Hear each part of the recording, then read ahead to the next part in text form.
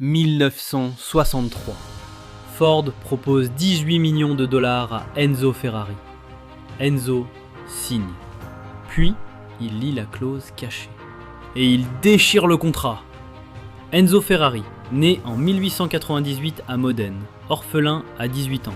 Il fait la guerre, survit à la grippe espagnole, devient livreur, puis mécanicien, puis pilote Alfa Romeo.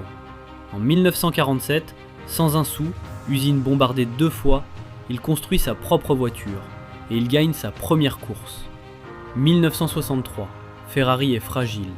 Ford veut racheter l'écurie. Enzo signe. Le jour de la signature, il découvre la clause. Ford prendrait le contrôle total de la Scuderia, les pilotes, les voitures, les courses, tout. Il déchire le contrat, insulte les représentants de Ford et les met à la porte. Henry Ford II jure de le détruire. Et si Enzo avait signé sans lire?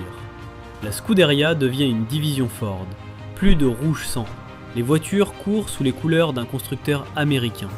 Ford impose des ingénieurs, des budgets, des objectifs de volume. Enzo dirige encore les châssis, mais il obéit. Et le reste? Pas de GT40, pas de guerre du Mans, pas du film Ford contre Ferrari, pas de rivalité légendaire. Ferrari finit comme Jaguar, racheté, dilué, revendu. Une belle marque, mais une marque morte. Et Ford Motor Company, il vaut aujourd'hui 45 milliards de dollars. Ferrari, sans avoir jamais appartenu à Ford, en vaut 70.